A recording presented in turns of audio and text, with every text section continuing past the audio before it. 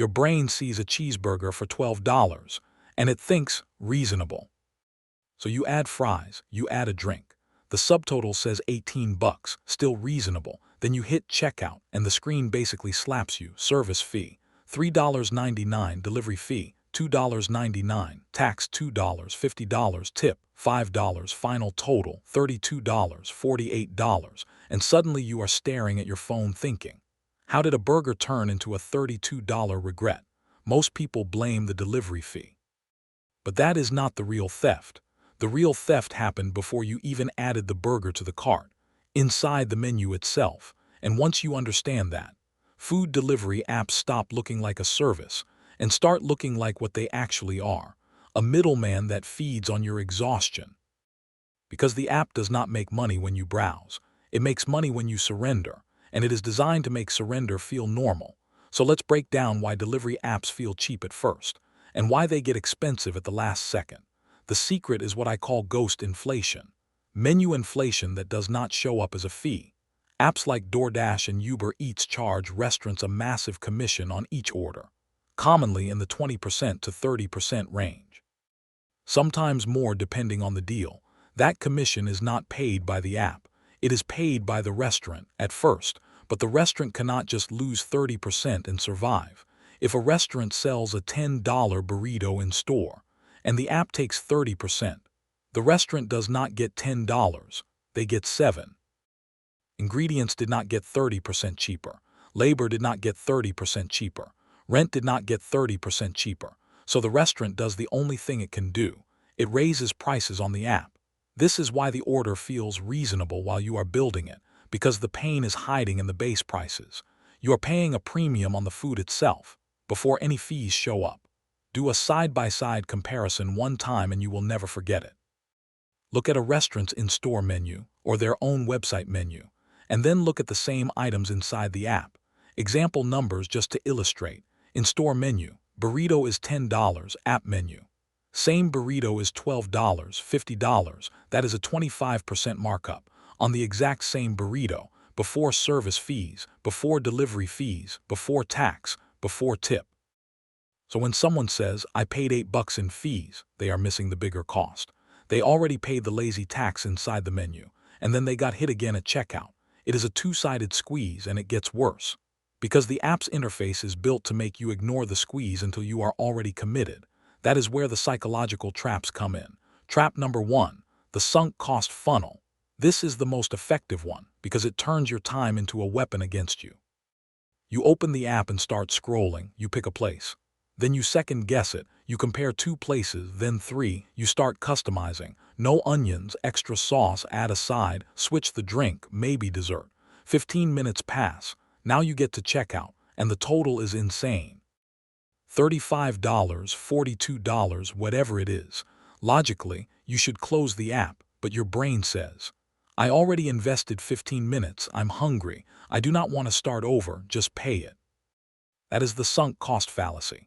You treat the time you already spent browsing as an investment you must complete, so you do not feel like you wasted it.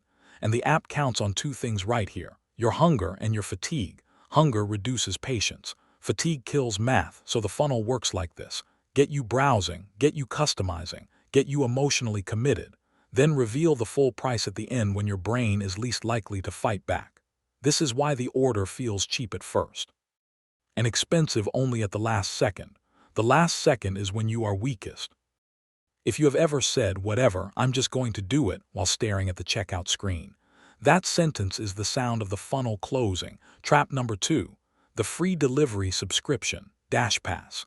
Uber One, all of these memberships are marketed like a deal. Pay $10 a month, get 0 delivery fees. Your brain hears 0 and it relaxes, but the subscription is not primarily designed to save you money. It is designed to remove pain, because pain is the only thing that stops frequent ordering. When you see a delivery fee every time, you hesitate. When that fee disappears, you order more. That is the actual business model. Increase your volume. And it works because the subscription changes your internal story. Instead of thinking, do I want to pay for delivery? You think, I already pay for the pass, I should use it. Now you are ordering to justify the membership. Not because you truly decided it was worth it, and even when delivery fees drop, you still pay the ghost inflation, the menu markup, so you save $3 on delivery, but you keep paying 20% to 30% extra on the food itself, on every single item, and the subscription makes you order more often, which makes you pay that hidden markup more often, so the cheese in the mousetrap is free delivery. The trap is the menu markup, plus the increased frequency. If you want a quick reality check, ask yourself this: did you order delivery more after getting the membership, even when you did not really need to? If yes, then the membership did its job. Trap number 3, decoupling. The reason digital spending feels fake: when you pay with cash, you feel the pain. When you pay with a stored card and a fingerprint, it feels like play money. Tap, Face ID, done. No wallet, no counting, no moment of do I really want this. The friction is removed, so spending increases. This is why people can spend dramatically more digitally than they do in person, because the payment experience is designed to be invisible. The app does not want you feeling the transaction. It wants you consuming, and decoupling combines perfectly with exhaustion. You are tired. You do not want to cook. You do not want to clean. And the app offers a 2-tap escape hatch. 2 taps. And money quietly exits your future. It is not one huge splurge. It is death by 1,000 taps. So now you can see the full machine. First, ghost inflation inside the menu, a hidden premium on the food itself. Then, fees at checkout, service, delivery, tax. Then, subscriptions that remove pain and increase frequency. Then, frictionless payment that makes the spending feel like nothing. And the result is predictable. You spend more than you planned, while telling yourself it was just this once. Now let's put a real annual number on that just this once, because weekly habits turn into serious money. Let's use a clean example. The Friday night habit. A family orders delivery every Friday. The app total is $60 per order, but if you break down the actual food value, what the meal might cost for pickup or direct ordering, it might be closer to $35, so the difference, markup plus fees plus convenience premiums, is about $25 each time, $25 per week. Over a year, $25 times 52 is $1,300. That is the annual cost of one weekly convenience habit, and that is not even extreme. That is one delivery night. Now think about what $1,300 per year really is. It is car repairs without stress. It is a chunk of credit card debt gone. It is a meaningful emergency fund bump. It is breathing room, and if you invest it consistently, it can become much bigger over time. Let's talk about that carefully, because investing involves risk and returns are not guaranteed, but the concept of compounding is still real.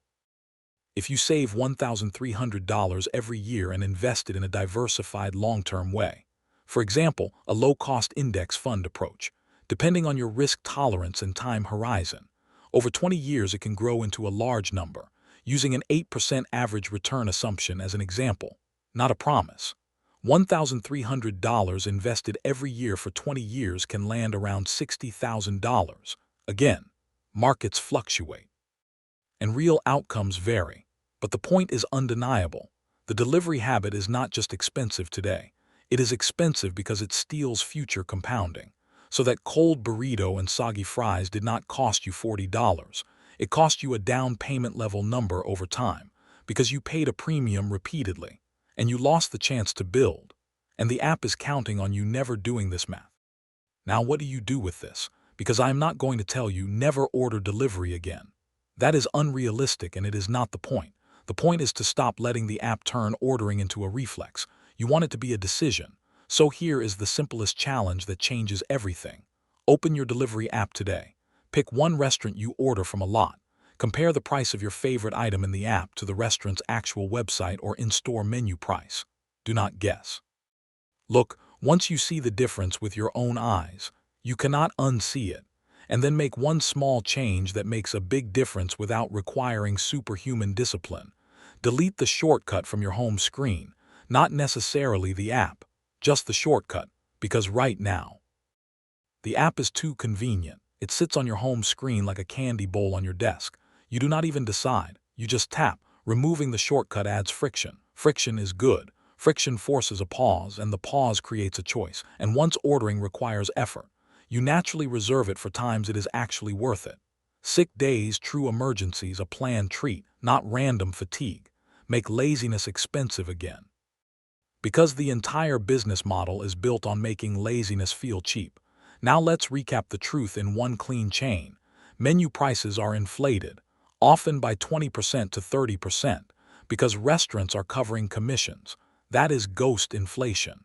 Free delivery memberships remove pain and increase frequency, while the markup stays.